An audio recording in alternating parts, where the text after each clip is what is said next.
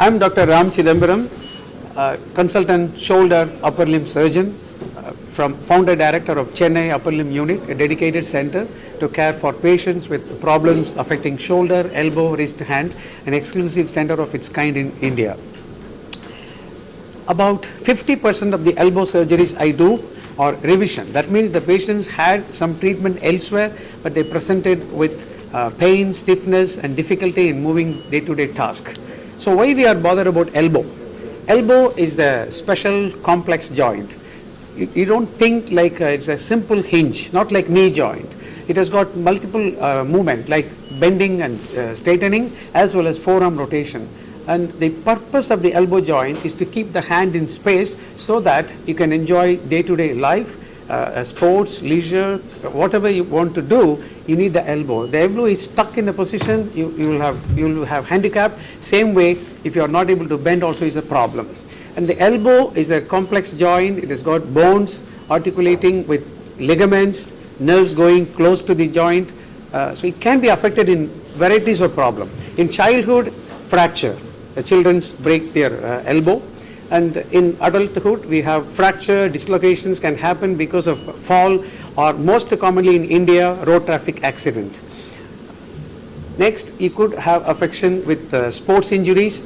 Sports affection is increasingly popular, so there is more of overuse injuries as well as acute traumatic event can happen during sports. Elbow can be affected by arthritis, it could be age-related osteoarthritis or rheumatoid arthritis, and tumors, infection. So there are a lot of problems the elbow joint can be affected, but there is very little awareness of the complexity of the elbow joint as well as the treatment options available for these conditions. And so the patients often get to see bone setters or general physiotherapists or general physician or general orthopedic surgeon, and sometimes they may not get the best treatment and they might suffer in silence and at a lot of surgical cost. They will not be able to do what they wanted to do. So we have, why I am talking about elbow, because I was fortunate enough, I spent about 12 years in UK as well as I traveled overseas across, so happened to have excellent training in elbow surgery specifically from none other than Dr. Sean Wood from Mayo Clinic and my mentor Dr. Daniel Mock from UK. So I was fortunate, I learned it, I'm practicing it, but there is little awareness in India among the general orthopedic community about the complexity of the elbow problem. Now, why exclusive conference or meeting on elbow joint? Because the elbow joint is treated as one of the many joints in other conferences. We have trauma conferences, keyhole surgery conferences, joint replacement conferences. The elbow will be talked about for a session or for off day, so not much is discussed. So we would like to bring the focus on the elbow joint.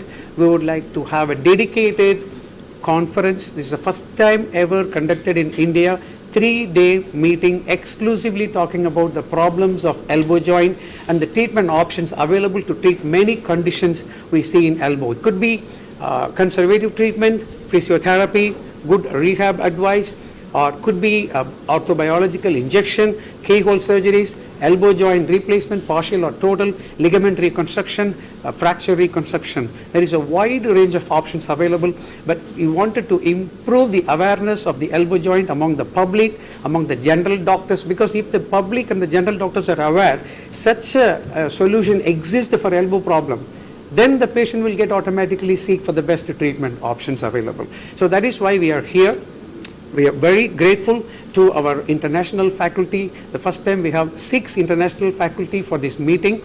We have Dr. Greg Bain from Australia, Dr. Lee Van Rensburg from Cambridge, UK, and we have Dr. Inho John from South Korea. We have Dr. Radhakan Pandey and Dr. Havinder Singh from UK, Dr. Melanie Amarasuriya from Sri Lanka. And like Dr. Greg Bain and Dr. Lee Van Rensburg and Dr. Inho John, they are prolific elbow surgeons. They do around 500 to 1,000 elbow operations a year. They concentrated, they done a lot of research. So we would like to learn from the expert. Especially we would like to transfer the knowledge on this elbow joint, its anatomy, the complexity of the injuries, what treatment options are available, etc., to then pass it on to the next generation of orthopedic surgeons. So we have over 100 orthopedic surgeons who traveled all over India to attend these conferences here in Chennai today. Today and tomorrow we are going to talk about the anatomy, the biomechanics, the clinical, how to examine the elbow, when to do the investigation like MRI scan, CT scan, how to interpret, how to assess an injury, what is the best treatment available. Be it a fracture, instability, dislocation, or arthritis, or nerve compression syndromes, or infection, or tumor, the entire range will be discussed. Keyhole surgery and elbow replacement will be discussed tomorrow. Icing on the cake, on Monday, we have planned a cadaveric skill course in collaboration with Madras Medical College. So it's a collaboration from private sector to a government medical institution to conduct the cadaveric training course in Madras Medical College. The faculty, we are going to demonstrate the approaches to elbow joint and demonstrate the key surgical procedure so that the delegates who are participating will learn and practice the best practice of elbow surgery, which will benefit the future of Indian patients, public and doctors. It depends on where we practice, because in my practice the patients come seeking attention after mostly having had some treatment or failed treatment elsewhere. So basically majority of patients go to general orthopedic surgeons or physiotherapists or general doctors first. If they know where or what could be done for the elbow injury, then they can be redirected to the expert. But as such, elbow experts are very less. We have our international faculty as well, but they are limited in number because of the lack of opportunity of training. And that is the key reason why we are here to teach. If we teach 100 orthopedic surgeons what is the best in practice of elbow surgery, they will be teaching. Majority of medical colleges, professors are here today, so they will teach their students, so that good practice will prevail and ultimately the patients will benefit. Problem, they get immediate attention because they are not able to walk, mobility is restricted, etc. But for the elbow, sometimes they may not be aware what is possible. So here we say what we call terrible triad injury. The whole morning we talked about it. So the elbow fractures, dislocate, ligaments torn, very bad shape. But if you just put in plaster or bandage, they get stiff. If the stiffness of elbow is a big problem. If it is stiff, the patient may not be able to eat food. They go like this. Or if they want to reach for the right side, if it is a non-dominant hand, they want to do personal cleaning. If the patient is not able to straighten the elbow, they are handicapped. But they come late. If they come late, yes, still possible to do some reconstruction, complex surgeries. But when they come early, they can get the best treatment. Nowadays, best treatment are available. Make the elbow stable and move early. If the patient fractures the elbow, we can fix it successfully and make it move the next day. And that is where the future direction of teaching is going to be. Well, I can't say don't travel and don't have an accident. But in elderly age group, sometimes the fracture happens because of osteoporosis. That could be probably checked. You want to answer that question, Lee? Any particular precaution for... I don't have anything particular that will be able to stop you having an elbow injury. Keeping your bone stock as you get older, good. Preventing osteoporosis, all the sensible health guidance. But I don't know anything in particular that can stop you from having an elbow injury. So I think one of the key things about this whole meeting is to understand how the elbow might fracture or how other injuries would occur within the elbow, the ligaments or the soft tissues associated with it. So we've spent a long time discussing that, how to interpret the scans, and then to apply that at the operating table to try and get the best outcome for our patients.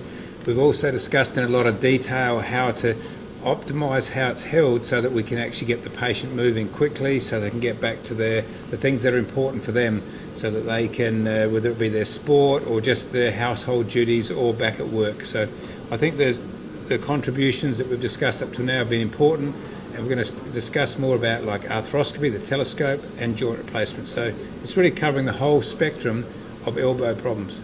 Because I practice, I'm not really Indian. I practiced in UK for 12 years. So I know the UK NHS practice. If the patient has an injury, they go automatically to NHS hospital, they get addressed. There is a system in place to filter. So the common injuries are treated by general orthopedic surgeon. If the patient has got complex issue, they go to Leeuwen, Rensburg, like that. But here in India, the problem is the patients go to the local orthopedic center or local care provider. So that is the reason why we want to increase the public awareness that there is something more available. But nowadays things have changed. Often the patients find me also through ChatGPT. They put their problem, then they will be able to find out who or where the treatment is possible for them to have. So that's the difference. Here the patient have to seek the treatment. It is, in fact, we are spending our own money for this. I know we have some sponsoring, but we are spending as well. Thank you.